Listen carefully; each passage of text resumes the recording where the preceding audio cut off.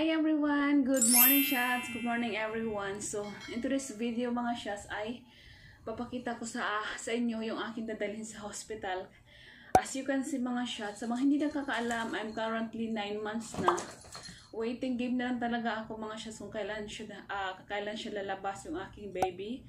But anytime soon, medyo kabado na ako and excited na makita siya and also na maging balik normal na kasi medyo mahirap nang gumalaw pag ganito na yung last trimester mo na.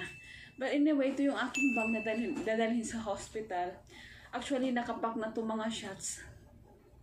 Niready ko na matagal na siya, siguro mga 3 weeks ago, naka-ready na talaga siya.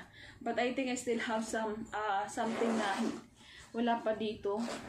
So, ito yung aking mga dadalhin na palagay ko kakailanganin ko. Pero hindi pa naman to, yun yung binigay ng doktor ko. Yung bigay ni ko na dadalhin ko talaga. Parang sa aking, opinion lang. Parang ito yung mga necessity na kailangan talaga dalhin pag mga naka. So, first thing, meron ako ditong nipple storage. Milk storage pala. Kasi kasi binibala ko mga shots, sana hopefully, hindi naman hopefully. Sana talaga na maging normal delivery ako kasi bukas meron akong check up by doctor, which is today, this morning. So, palalaman natin kung anong sasabihin niya and bibigyan niya ako ng mga list ng aking dadalhin. But in my part, nakapaghanda na ako. So, meron akong nipple storage dito. Nipple storage ba to? Basta para iwas leakage ba yung mga milk natin. So, meron ako niyan.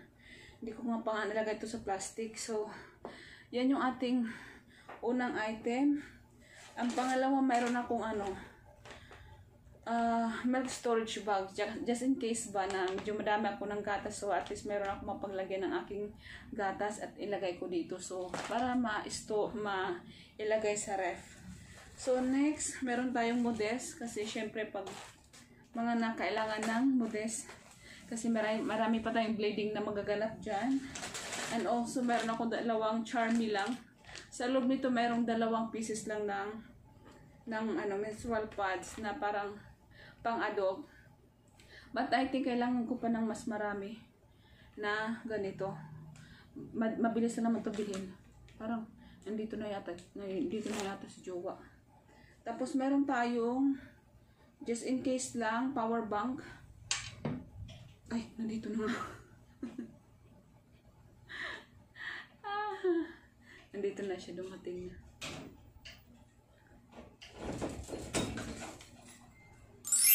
Hi, babe.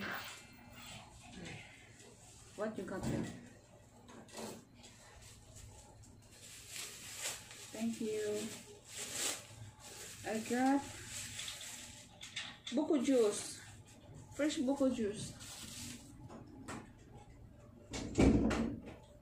That's warm. Okay. It's okay? Mm. You're not drunk?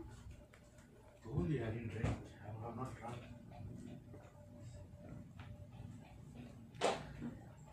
Have you eat? Yeah, I had. But I had at 9 o'clock. You're hungry?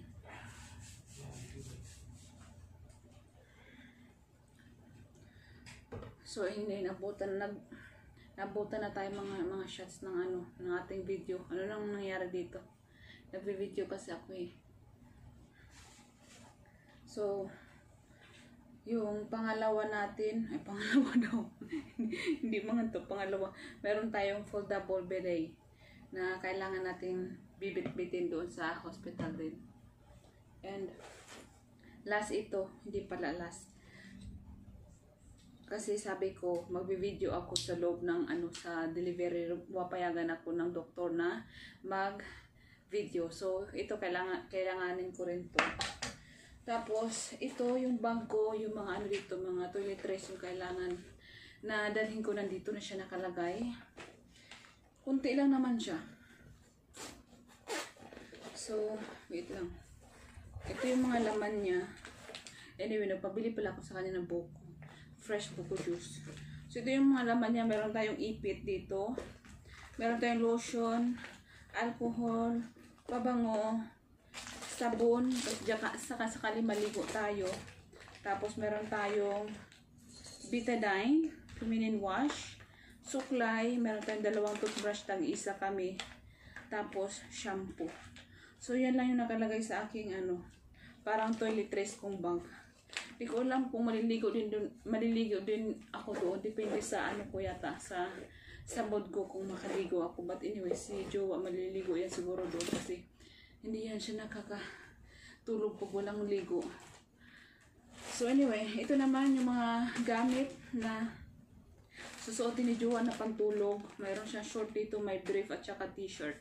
So na yan siya, nakasiparate na yan siya, nakalagay na talaga yan siya sa bag.